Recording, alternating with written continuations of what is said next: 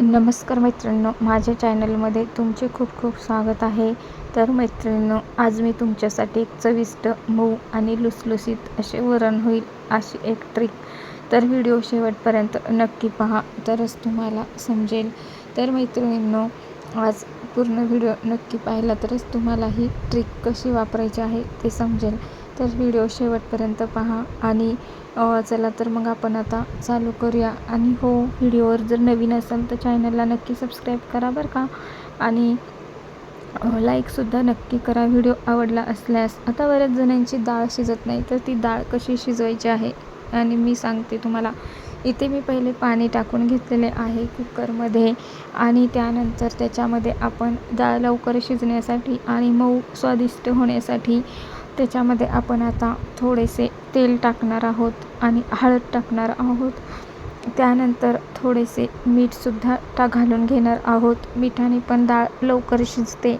बऱ्याच जणांना बोरचं पाणी असतं, तर त्यांची डाळ लवकर शिजत नाही. वेगवेगळ्या पाण्यामुळे डाळ शिजत नाही, किंवा वेगवेगळी डाळ असते त्यामुळे शिजत नाही.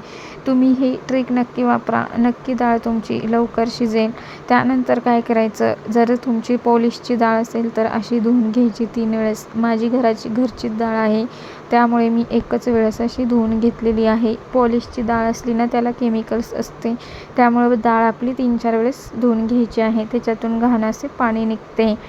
तर मी काय केले आहे, डाळ एकदाच धुवून घेतली, कारण आमची घरचीच आहे शेतातली. त्यानंतर मी इथे कुकरमध्ये टाकून घेतली आहे डाळ. तर तुम्ही पण अशा प्रकारे पाणी थोडेसे गरम होऊ द्यायचे आणि मग नंतर डाळ टाकून द्यायची आहे. आणि त्यानंतर आपण काय करायचे आहे, असे छान हलवून घ्यायचे आहे, जेणेकरून ते पूर्ण मीठ आणि तेल असे डाळीला चिपकेल आणि डाळ लवकर शिजायला सुरुवात होईल. तर आता काय करूया, आपण कुकरचे झाकण पॅक लावून घेऊयात. आणि हे आपण काळे कुकर जर असेल ना, तर खूप लवकर डाळ शिजते. तुमच्याकडे जर काळे कुकर नसेल तरी चालेल, फक्त थोडा वेळ लागेल, पण डाळ नक्की शिजेल. त्यानंतर मी इथे शिट्ट्या होऊ देणार आहे. आता मी 3 शिट्ट्याच होऊ दिल्या फक्त. डाळ किती लवकर शिजली पाहू शकता, किती मऊ आणि लुसलुशीत. आता आपण डाळ फोडणी कशी द्यायची हे बघणार आहोत. तर मी इथे आता कढई ठेवलेली आहे. आता कढईमध्ये आपण तेल टाकून घेणार आहोत. आता त्यानंतर मी याच्यात जिरे टाकले आहे, आणि सगळे कांदा ते लसूण बिसून सगळं मी टाकून घेतलेलं आहे. कढीपत्ता पण टाकलेला आहे. आता तुम्ही ते पूर्ण खालीवरी करत राहायचे, जेणेकरून आपले वरण छान आणि चविष्ट लागेल.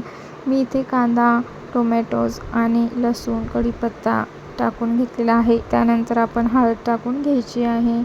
त्यानंतर पाहिजे तशी चटणी टाकून घ्यायची आहे, आणि त्यानंतर मीठ चवीनुसार टाकायचे आहे. इथे मी मसालासुद्धा टाकलेला आहे, जेणेकरून आपले वरण अजून चविष्ट लागेल.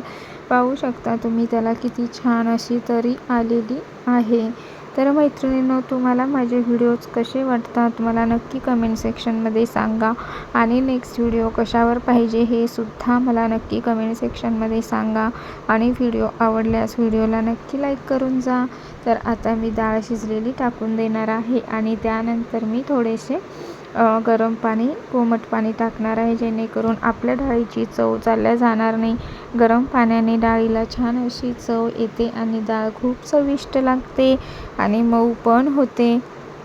थंड पाणी टाकायचे नाही, आपली डाळ जेवढी मऊ चविष्ट लागणार नाही. तर मैत्रिणींनो, पाहू शकता तुम्ही डाळ किती भारी शिजलेली आहे, आणि वरण पण एवढे टेस्टी झाले आहे. त्याचा स्मेल एवढा भारी येतोय, असं वाटते आत्ताच खाऊन घ्यावी.